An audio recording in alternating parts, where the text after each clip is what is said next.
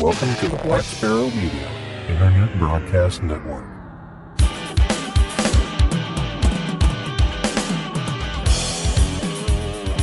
You are listening to Linux in the Ham Shack. LHS is a podcast about Linux, open source, and amateur radio, for everyone. Now here are your hosts, Cheryl, W5MOO, and Bill, NE4RD. Hello and welcome back, everyone. You're joining us for episode 623 of Linux in the Ham Shack, the most terrific amateur radio podcast on the internet. This week, we're sharing some news about what's been going on in our lives, as well as a featured topic from one of our listeners' feedback. But before we get into that, we should introduce ourselves.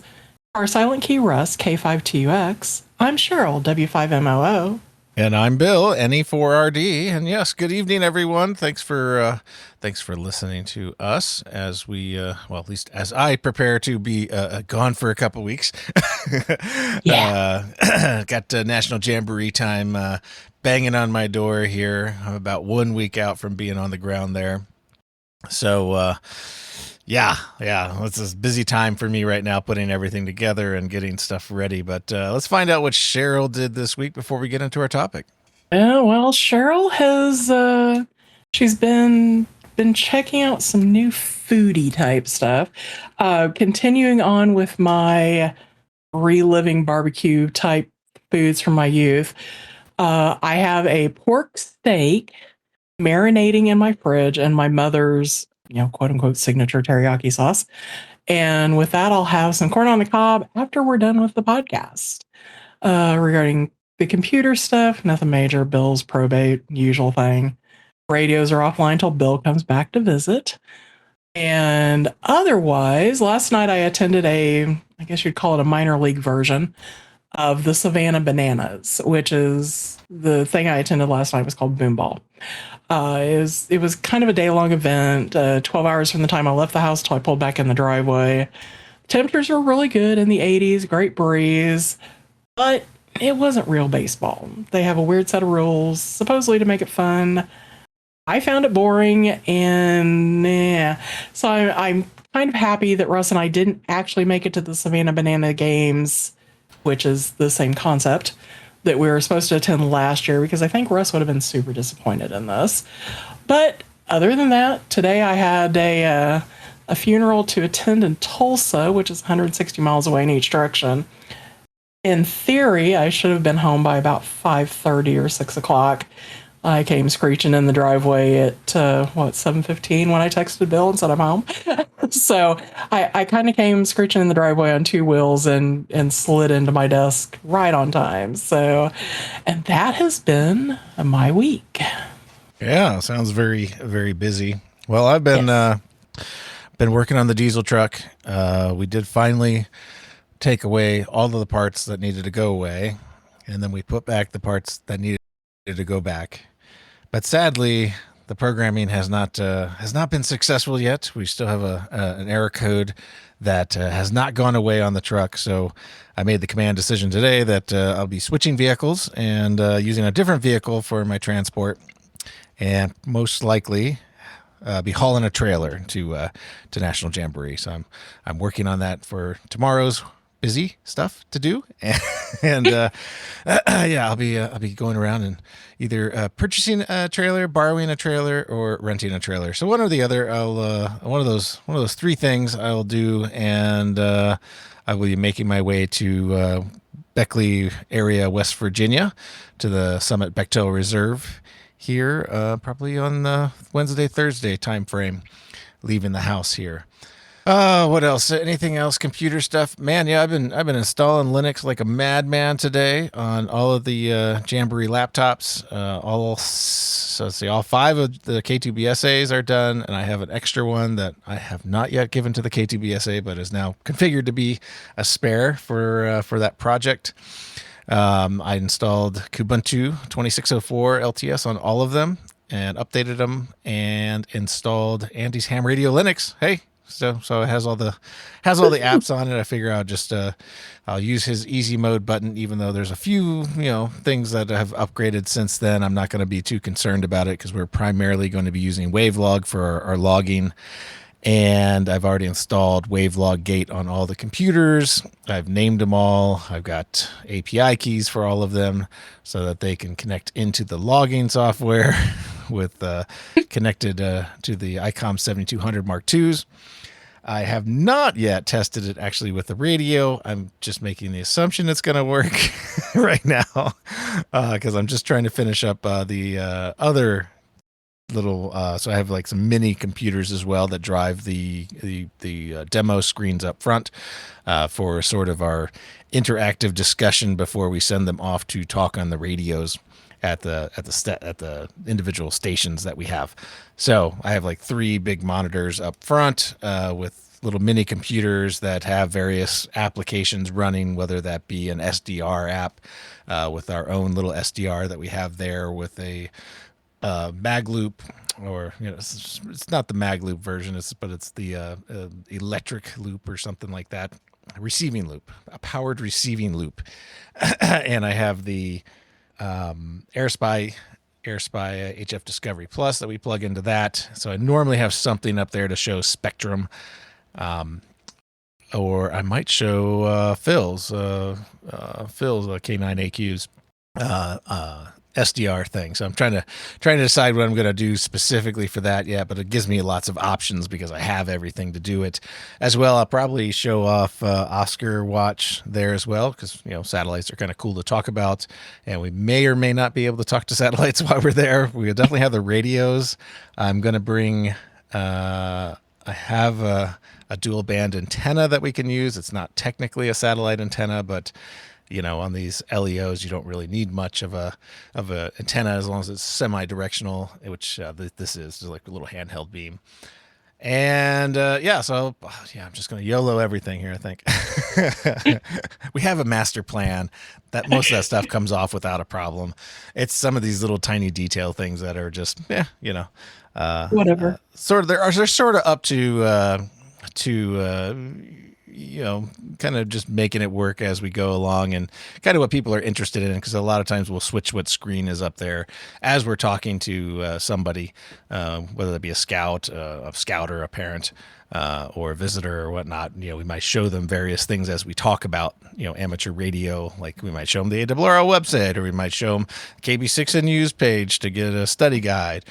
We might do many different things at the front counter there. So it's nice to have a nice big display and a browser and the capability to run just about everything, including showing our live logging, which will be again in Wavelog. But anyway, that's what I've been working on, and hopefully I'll be done at some point in the near future here. So anyway, let's get away from that, because that is it's just consuming our time right now. We have a wonderful feature topic that we kind of took in as a listener feedback, and I had a back and forth with this person here, Jonathan Rhoades.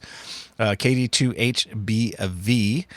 He sent us a note, and he's like, I'm trying to figure out how to tune a homebrew dipole antenna using the SWR readout on my QRP rig. And he says it's a zBitx. Thought if I'm interested in this, perhaps others are, and maybe it would fit into your short topic list. And it's definitely something I kind of started thinking about it yesterday. And this is a really good topic, and it's something that we generally don't cover because we think it's, assumed, or, you should already know how to do this kind of thing. But I know before I had a fancy analyzer and everything else, I had the same technique that you should have of being able to tune your antenna with just basically your rig. So this is the topic we're going to cover tonight, and hopefully you enjoy it and learn something from it, maybe, or maybe you can tell me I'm wrong on stuff and correct the error in our ways. But we're going to kind of break this down into the pieces that we were given by Jonathan, and then we'll come up with the solution at the end. So we'll start first with the antenna side of things. So what is a dipole? And Cheryl, why don't you give us what a dipole is? Okay, so a dipole is simply a wire antenna fed at its center with two equal length halves extending in opposite directions. It's a balanced antenna, symmetrical around the feed point. To be resonant, it needs to be a half wavelength long at its operating frequency. And the formula for that would be length, or feet, equals 468 divided by the frequency, or the megahertz. That gives you sizes ranging from about 16 feet on 10 meters all the way up to about 260 feet on 160 meters. Resonance matters because it puts the antenna's impedance in a range compatible with common coax feed lines. But resonance isn't strictly required. An antenna tuner can compensate for dipoles that are longer or shorter. Yeah. So the antenna is very simple. I think everybody has at least tried to do a dipole antenna at one point in time in their career in ham radio, or have used a dipole, and maybe you didn't even know you used a dipole. But the length is the critical piece on a dipole, and it being resonant. And we're talking about measuring the resonance with an SWR. So what is the SWR, Cheryl? So the SWR is short for standing wave radio. Ratio. And that's what, pardon? Ratio. Or sorry, ratio. So I was reading ahead of myself there. So when RF power travels down a feed line towards an antenna, some of it gets radiated. But if the antenna's impedance doesn't match the feed line's impedance, some power bounces back towards the transmitter. That reflected wave, and the forward wave interact, creating a pattern of high and low voltage current points along the feed line is called standing waves. SWR is simply the ratio of the peak voltage to the minimum voltage of that standing wave pattern. The perfect match is 1-to-1 SWR with no reflected power. Higher ratios mean more mismatch and more reflected power. So the perfect match is 1-to-1. So if we were grading the SWR in a scale of A to F, this would be the A plus. Anywhere below 2-to-1 is generally considered, B plus to A material. And then after that, it goes down really fast. You can still operate antennas mostly, you can operate antennas to where it's breaking your rig. You do not want to do this. But we're going to use this measurement on this particular rig to figure out where our antenna is. And so we'll just talk briefly about the rig. So Cheryl, can you tell us a little bit about that zBitx that he's using? Sure. So I went and looked up what a zBitx is, and it is a highly compact, all-mode, all-band, software-defined radio, otherwise known as SDR, transceiver designed for portable and QRP amateur radio. It's very compact in size. It measures 5.5 by 3 by 1.25 inches and weighs 250 grams, 9 ounces. It covers 80 meter to 10. It runs digital modes like FT8 natively. It's built by HF Signals and is powered by a Raspberry Pi Zero. So yay, Raspberry Pi. Running open source zBitx software that allows for future software upgrades. The key features of it include CW, FT8, SSB, AM, FreeDV, and SSTV. Integrated FT8 functions as a complete FT8 station directly out of the box without needing a PC interface. It has a built-in EF-HW transformer. So it has an in-fed half-wave transformer allowing you to connect a long wire antenna right up to the radio. It delivers 5 to 10 watts of output power depending on the power supply and is powered by two 18650 LiPo batteries. And it features a 480 by 320 touchscreen and a VFO dial. And it has a built-in N1MM style logger and an on-screen keyboard. Yeah, and David's pointing out in the chat room too that there's the version 2 has a few extra bells and whistles, and there's several models that sound like this: the zBitx, the sBitx, as many others. But this particular one, I think, is the version 1 that he was mentioning to us. So that's the one that I looked up the manual on just to see exactly what it provided, because some of these rigs provide an SWR sweeping function, so you kind of get a full readout of what the SWR looks like across the band. So in this case, he doesn't have that. He has just the SWR off the rig, and it could be wrong, plus or minus, but essentially we have to assume that the rig itself is happy when it says 1-to-1 at its own measurement.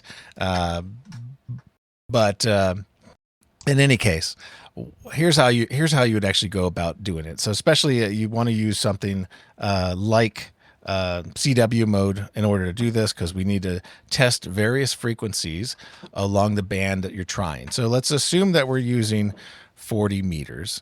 And because I don't want to mess up the 40 meter band plan,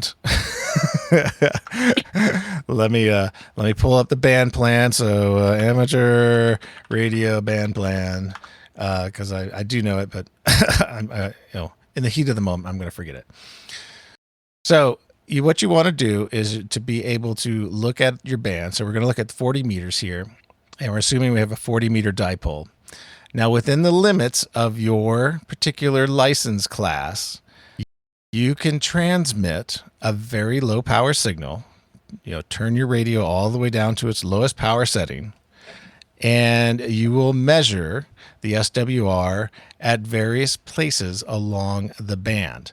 So you'll start at the bottom of the band, and depending upon where you want it centered at, so if you're playing just in CW, you kind of want the lowest SWR measurements to be within the range of 7 megahertz up to 7125 megahertz, 7.125 megahertz.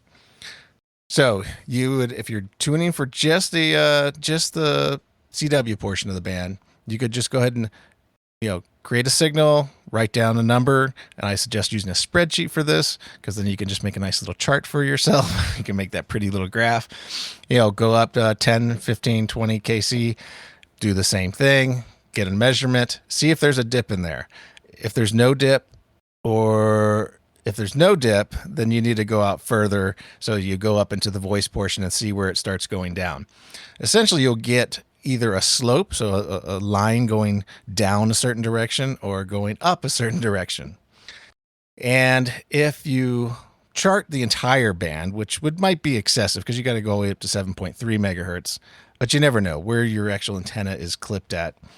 You need to figure out where it's going to the lowest point.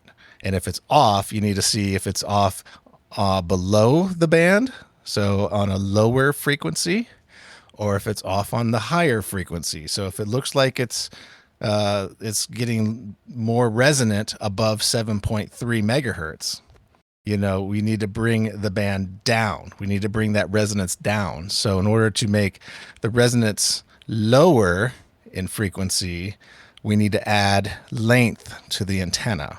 So always remember that when you're going lower in frequency, you need to add length. So low equals length, add length. If you need to go higher, you remove length. So if you're seeing that slope or the dip above the band or below the band, you either have to add wire or remove wire. But essentially, with the radio, with just the SWR measurement, and using low power settings, and CW is a great little way to do it, is to go ahead and chart it yourself. So you're basically creating that graph that a analyzer or a VNA or something like that would do for you, but you can't do that with that particular rig. Let me take a breath. Does that make sense to you, Cheryl? Because that would be my litmus test. That I'm trying to explain this pretty simply. So essentially you want to chart SWR across the band. And, obviously you can only be in your permissible transmitting area. So if you're general, you need to skip the portion between 7.125 and 175. Same thing on any of the bands. Get out the band plan. If you're not familiar with the band plan on your particular band, on your particular frequency, check out the band plan. Ensure you're within your license privileges. And then you can create a chart for that particular antenna. Now, there are many ways that you can have, sorry. Brain fart there. I was going to mention an easy way to have clip-on wire that you can add to your antenna and do testing using power poles. I like using power poles when I do portable operations to have like predetermined length to add my antenna length. I can click into the other one to make it longer or shorter to change the bands. But when you're doing incremental changes and stuff like that, not only does the length have an impact on that SWR, but also where the antenna is mounted and what it is next to. So things with the antenna will interact with environmental things around it. I know I said things way too many times there, but but it makes sense. So yeah. So if your feed point or your antenna is next to, a metal building, or even a tree, it's going to have an impact on the SWR and the performance of the antenna. And we'll just forget I even said performance because that doesn't really matter in this particular case. We're just trying to get that SWR down. But raising the same antenna or to in a different location, it will behave differently in everywhere you put it. So there'll always be like slight changes based upon the environment. And even just bringing up the feed point, where the actual coax splits out to the dipole antenna, bringing that up higher or lower will have changes as well. So your actual height above ground will have effects as well. So not only just changing the length of wire is important, but also being able to move the antenna. So if this is a portable antenna, it's going to see a lot of different environments. It's going to be thrown over trees. It's going to be perhaps on one of those fishing pole extension things, or perhaps an extendable mast. There will be a very, very many different ways that this antenna will be handled. It might even be in different orientation. It might not be a flat dipole. It might be an inverted V. It might be set up in a sloping form, which has all the same kind of impacts on the standing wave ratio for the antenna. So, but once you have it mounted and, using all of the effects that are in play, so your environmental effects are going to be static at that point, that's when you're going to change the length of the antenna. But don't expect it, if you take it down and move it, to be perfect in the next location that you mount it to, because it will change based upon environmental factors. So let me read the note here from David, because he always has good input here. If you have a sufficiently broad banded dipole, for instance, there's no loading, only wire, then you can make your point of resonance outside of your band privileges for the purpose of having more of the overall band available to you. Okay, loading the dipole narrows the SWR bandwidth, sometimes drastically. Greater wire diameter can add SWR bandwidth to the same length antenna. Yes. So sometimes on shorter dipoles, which means higher frequency, you tend to go with larger diameter wire. So I have a couple of dipoles that I built for 6 meters. And those are actually made of pipe because it tends to be easier to have more broad bandedness out of the antenna if it's tubular. And you can notice this with beams, right? Because your beam essentially has a dipole, in most cases, has a dipole in it as the driven element.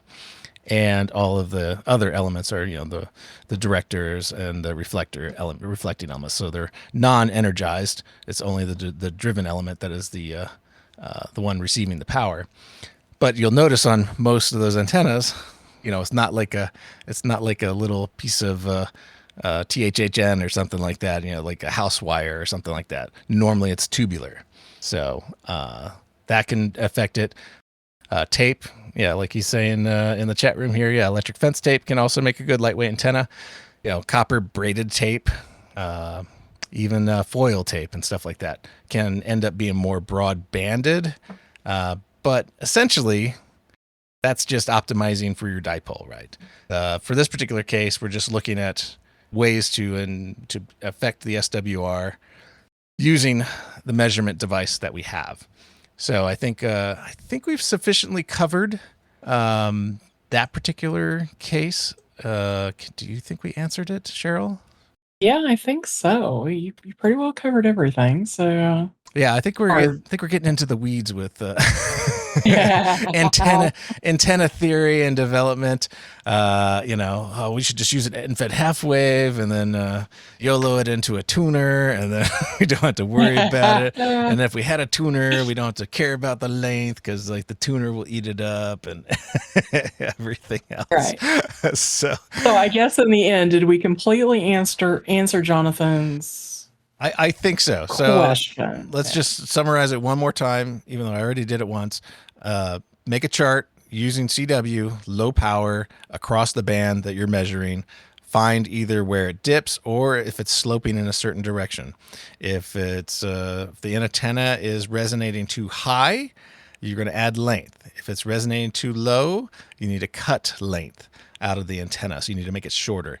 So that's the essential thing, is creating your own little chart based upon your little rig and your actual where the antenna is installed. But taking note that if you move the antenna, though, it won't be the same. It absolutely will not be the same. So that is that. And I thank you, Jonathan Rhoades, KD2HBV, for that topic. That is really relevant to what we all do. And, even if we have the fancy analyzer, some people don't know how to even read the analyzer and what it means. They just, look, it looks like it's in the band. It's some of the tools make it really nice and easy for it. But I think understanding the basics of getting your antenna tuned using just your rig, especially because if you're out in the field, you probably, I forgot my analyzer at home. I went all the way up to this mountaintop and I'm deploying this dipole, and I didn't feel like carrying my 20-ounce analyzer with a 10-inch screen so I could tune my antenna up here. Right.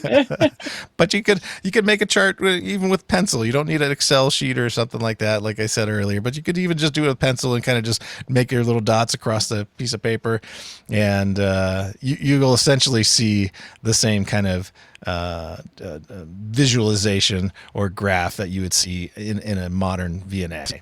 So thank you again for that topic. And I think it's now so much time to move on to announcements and feedback. Woohoo! Okay, so it's nothing's really changed. There's one addition this week, but to start the list, we need help supporting the show. You can do that via Patreon, PayPal, merch, sharing the podcast via social media, rating us in your podcast application. We always need show topics and feedback and questions and any of that nature stuff. And Jonathan is a perfect example.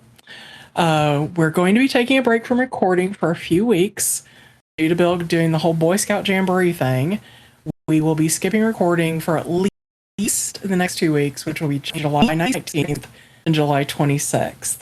Bill did say if he's not terribly busy, etc., we might do something while he's at Jamboree, but there's no guarantee on that. August 2nd, probably depends on how tired Bill is, because I know he's going to get home on the 1st. I think that's right. So August 2nd may be iffy as well. But again, we're still alive. We're still out here. So don't panic about that. Now, in conjunction with that, Bill always needs people to interact with the kids through the K2BSA. They're going to be operating on HF 40 through 10, E-Star and REF 033A, Echo Link on JOTA 365, and more places as time, conditions, staffing is allowed. So if you hear them on the air, take a minute to chat with the lucky camper you're talking to. And Bill has posted a great list of questions to ask those campers on the K2BSA website. So definitely pop over there and check it out just so you're, prepared. So, and for the last thing, we're going to have a memorial service for Russ, K5TUX, at our home in Missouri on November 1st. Everyone listening is welcome to attend. So if you'd like to join us, you want more information, send us an email. We'll fire off some more info to you. Or there is a Facebook event page. The link to that will be in the show notes. And as always, you can send us any sort of information to info@lhspodcast.info. So, yes. Sorry, I was got distracted, of course. And let's see, we do have an additional piece of feedback that came in here from Ray Franz, WB0SMZ, and I'm just reading this live because I have not even read this yet. I just listened to a podcast of yours from a few years ago, podcast number 537 for the QLog ham radio software. Logging software. I have it installed on my Linux Mint and enjoy the software a lot, but I have noticed an issue with my installation. The time shown for the QSO is incorrect and I cannot find the solution. I have a digital clock in my UTC on my desktop, so I can reference UTC time at any time. What I found is this example. Linux local time is in the lower right-hand corner, and it's a 0534. UTC time on my digital clock is 0034. But QLog time for the current QSO is 12:35 a.m. Would you have any ideas that I could get QLog to log its QSOs and UTC time? Windows programs like Genlog, DXlog, and others default to UTC. Otherwise, I love QLog for general purpose logging. I installed it from the software app on Linux Mint, which is probably from the Flatpak store. Well, 0034 is 00. Well, is essentially the same thing as 12:35 a.m., plus or minus a few seconds, because that's within 1 minute. So I think what the deal is he has it in AM and PM mode, and perhaps getting a little confused on the conversion between those two values. So if I were to say QLog is in 24-hour time, that actual QSO was logged at 0035 instead of 12:35 a.m. So I think everything is working as intended. I think probably it's just the display that is slightly odd. QLog definitely records and saves in UTC. And from what I'm looking at, from what you have explained, Ray, they are exactly the same. Yeah. They're a minute off from each other. Right. Yeah. There's some setting, where you can change it from military time to, 12-hour clock to 24-hour clock. Yeah. 24-hour clock. Yeah. Maybe that would take away the questioning of the time. And I believe QLog does the time when the QSO ends too, or something like that. So it does something weird too with that. But essentially 0034 and 0035 are within the window of an acceptable QSO on Logbook of the World. Otherwise, you would see none of your LOTW contacts and stuff like that syncing and validating, or Club Log or any of the other ones. So I'm assuming that you haven't seen this. Which means everything is working exactly as expected. I would just switch your time so it shows it in 24-hour time, and move on, because I think everything is working fine with QLog, and I'm glad you're enjoying it. I enjoyed it while I was using it, and if I were back to using a logger locally, I'd probably still be using QLog. Okay, yeah. QLog, David's saying, I think QLog can be user selectable to time on or time off, both ADIF fields. Yeah, and he might only have one showing as perhaps a time off field, which would be a little bit later. I don't know. Likely, yeah. It's essentially the same time. Don't worry, it's doing exactly what it should do. I would change it to 24-hour time so you at least can have parity against your UTC time clock, which is obviously in 24-hour time. With that, let's move on to subscribers and supporters. Cheryl? Okay, so this week, no paid Patreons, no free Patreons, no PayPal on Facebook. We had Jeff Weissong. On Instagram, there was no one. X/Twitter, no one. Mastodon was Kentucky alumni at mastodon.world. Discord wasn't any, there was nobody there. Live show participants, we had Mike, K6GTE, David, W4DPE, Don, KB2YSI, and Ken, WA7YW, or excuse me, WY. Wow, I'm dyslexic. It's a lot of W's. There's a lot of W's there, yeah. So. Well, I'm just going back up to the chat room just to see if there was anything else added. I see Don made it in this week, so that's great. And yeah, I think that's all the comments we had. So thanks again to the feedback from Jonathan Rhoades, KD2HBV, for the topic tonight. I hope I didn't muddle it up too much or make it sound even more confusing than what it was. But thank you very much for sending that to us. So Cheryl, why don't you get us on out of here? All right. So that brings us down to the end of our show. Thank you everyone for listening to episode 623. We'll catch you next time with our featured topic episode, which I'm going to force Bill into telling us all about Boy Scout Jamboree. For Russ, K5TUX, I'm Cheryl, W5MOO. And I'm Bill, NE4RD 73.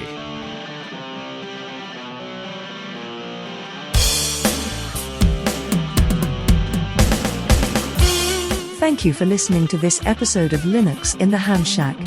LHS is a community-sponsored podcast. Live recordings are Sunday nights at 8 o'clock Central Time. Our homepage can be found at lhspodcast.info. You can support the podcast via Patreon at patreon.com/LHS podcast. We're also on Discord, Facebook, Instagram, YouTube, and Mastodon. Contact us via email at info@lhspodcast.info or via voicemail at 190954777469. That's 1909 LHS show. We also have merch. So until next we meet, remember to always heed your hedonism.